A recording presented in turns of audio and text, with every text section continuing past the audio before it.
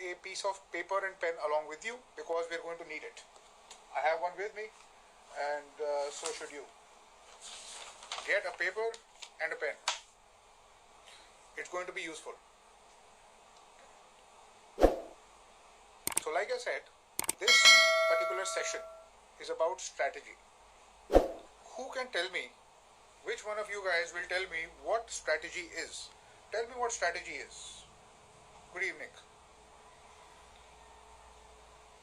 ठीक है, bilingual. I'll try to keep it bilingual. Strategy क्या होती है और क्या समझते हैं हम strategy से? What do we expect from a strategy? What kind of strategy are we looking for? Are we looking for a schedule, a timetable? Are we looking for a plan of action in as much as, you know, your timelines are plotted as to when you will do polity, when you will do history, when you will do geography, when you will complete it all, and so on. Yeah? Right? So that, yes, that's planning or preparation. But what is strategy generally? Is it just a schedule? Is it just a timeline? Is it just a timetable of goals? I set goals for myself. I say, I'll do polity in 20 days, or I'll read 괍ᴇᴅ in 10 days. And so for the entire preparation, or the entire general studies, I then, you know, plot my goals, and then I try to achieve those things. Yeah, that supposedly that becomes a strategy, an overall aim. I did some research and some reading on strategy, what strategics is, how it is done, and so I realized one thing very important, which is something I need to share with you, which I want to share with you. Yes, somebody is being very accurate, and somebody has mentioned the right thing. You see, strategy is not just a plan of action. Strategy is how you will make sure that you follow that plan. That plan of action will take you from point A to point B, right? It should take into consideration contingencies, right? There need to be a plan B for contingencies, and your strategy has to be slightly dynamic. उसमें थोड़ी सी changes की scope होनी चाहिए, ताकि आप अपनी preparation के हिसाब से, जैसा आप अपनी weaknesses को, strengths को, कमजोरियों को आप समझते हैं, वैसे आपको शायद किसी चीज़ पे ज़्यादा ध्यान देना पड़े, किसी चीज़ पे कम ध्यान देने की ज़रूरत हो. ये हमको तभी पता चलता है जब हम एक बारी उसको स्टार्ट कर देते हैं. तो स्ट्रैटेजी का मतलब क्या हुआ? What is the meaning of strategy if we plan it beforehand and then, you know, expect to follow the entire thing? So a strategy consists of three things. It's a list of goals. It's a list of goals which is very intelligently planned, based on your strengths and weaknesses, based on what you require and how you will get from point A to point B. Yes. Third, it accounts for accountability measures. You need accountability measures. So you require a plan of action, which means the goals, which is the timetable that we usually understand by strategy. You require a means of customizing it such that they help you specifically with your requirements and with your strengths and weaknesses. Third, we need a mechanism to make sure that we remain on track. You see, it's very easy to make plans. Plans banana bahut aasan hai, but plans are never followed. You know, they never tend to pan out exactly like intended. Very rarely it does happen, and in the UPSC exam, it's even more rare because it's a very dynamic exam. You see, it's a very comprehensive and dynamic exam, and the reason that it has been made dynamic is, I think, to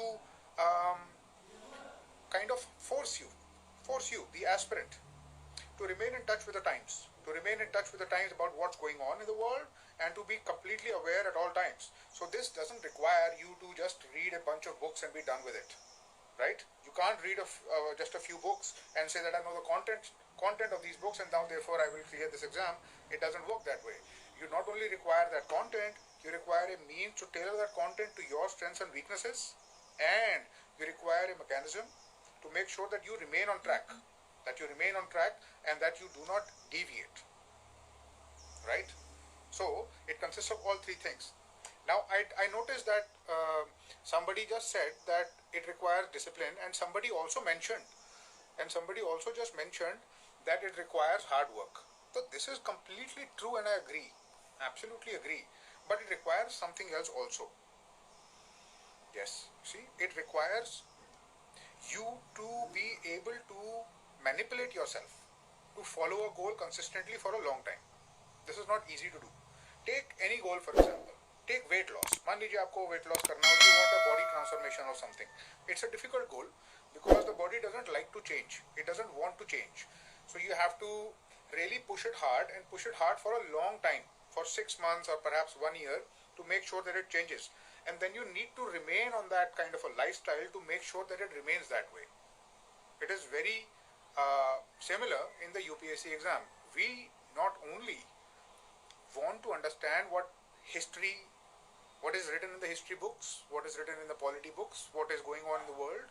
We need to be able to get into the mold of learning constantly, right? So there are two different types of things, and I will show you certain things which will help you. I suppose I'll give you a very nice template today, and it's not a template which I've really shared with anybody, but because it's a UPSC guide and they are friends of mine, today I will share it. And so the first question which I have in front of me, which has been given, is this: how to start preparation as an absolute beginner?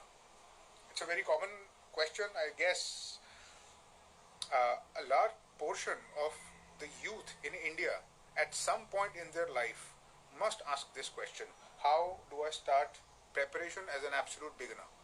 Right? Common question.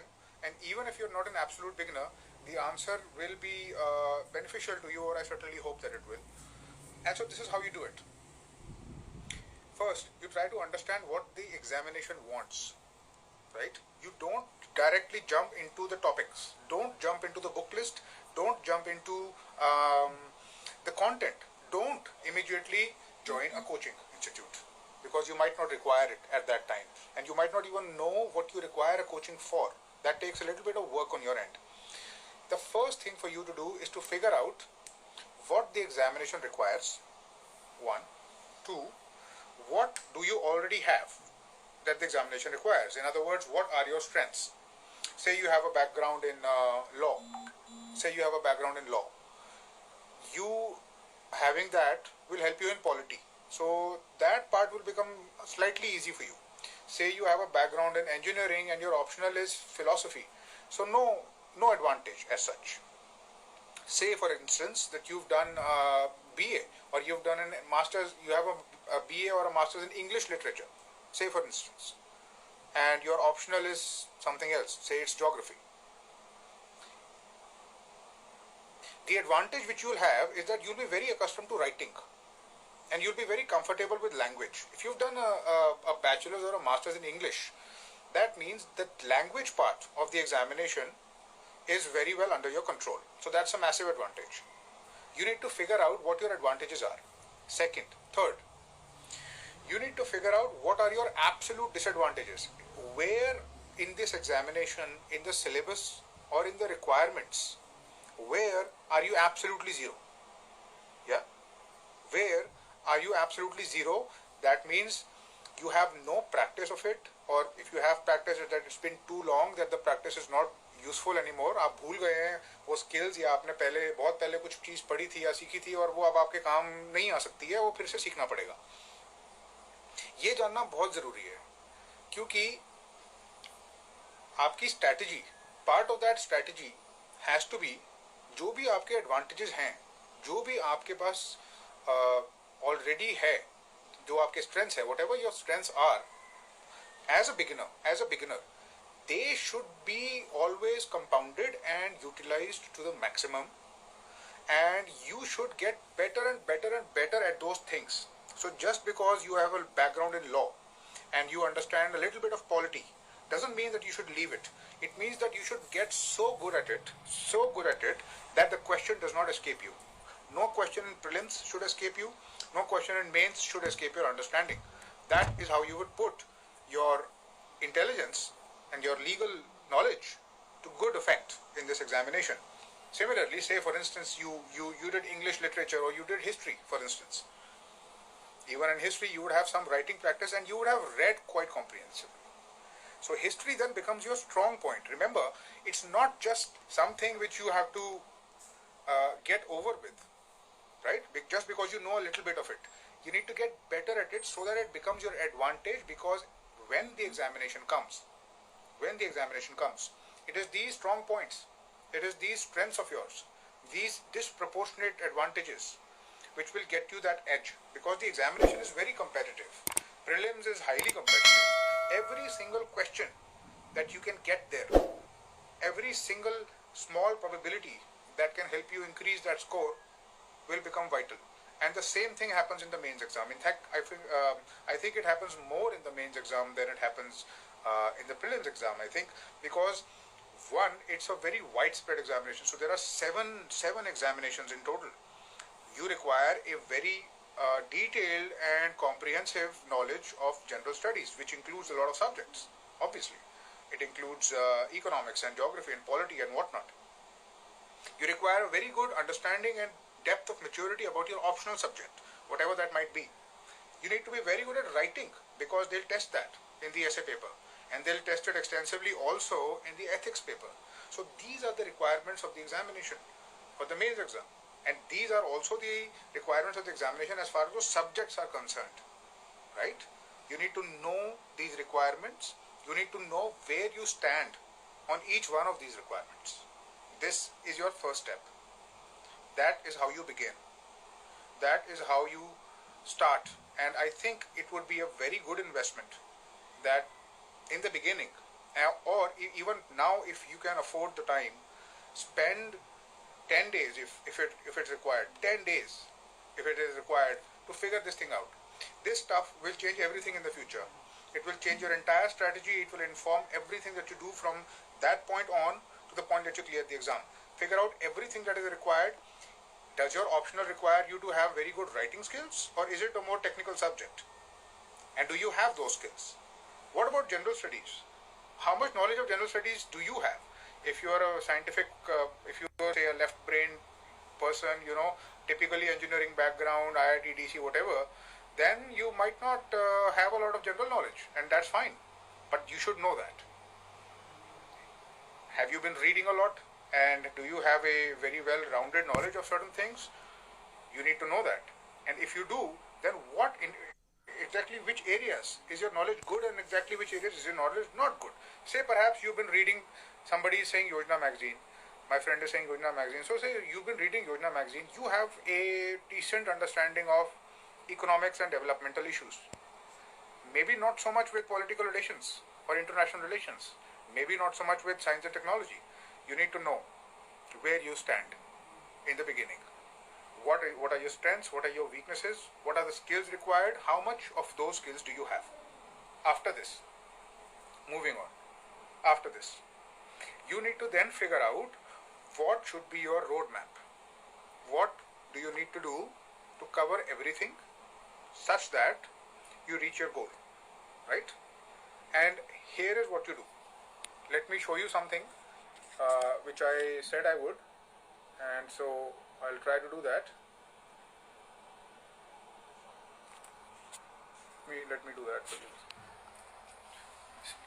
Do you see this? This is a very useful strategizer for the UPSC examination, which is under development. It has not been released yet. This is the UPSC Navigator. You see, this is prelims. This is prelims general studies. This is prelims CSAT. The syllabus of the CSAT and the syllabus of the general studies is written. Now you'll notice that there are colors. Color coding is there.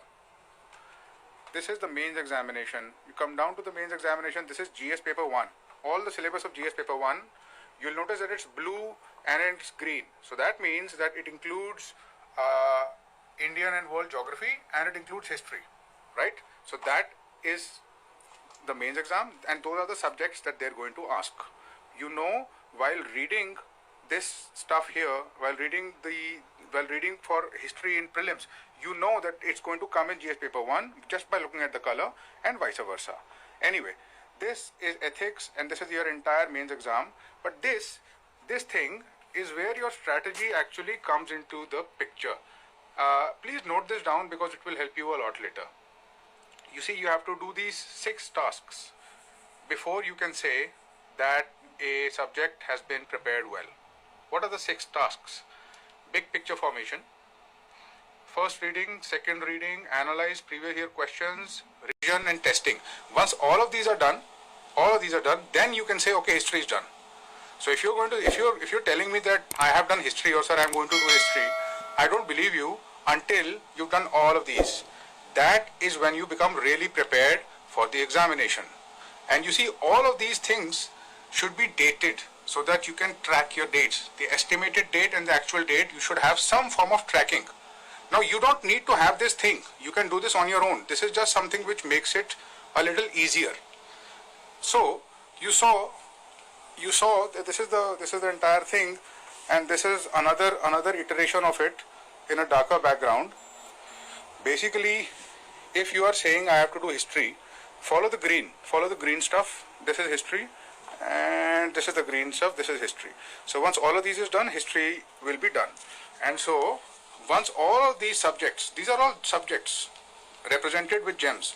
If you collect all of these, here you will achieve success, because you will have done all of this, and all of it will have been tracked, right? The dates and the tracking of it and the syllabus of it should be there in front of you. You can do this in any means possible, any way you can, but that is the essential idea. So what did I just tell you? I told you that to claim that anything has been done, you require 6 things. Please note down these 6 things. I call them the hexa task. Hexa task, H stands for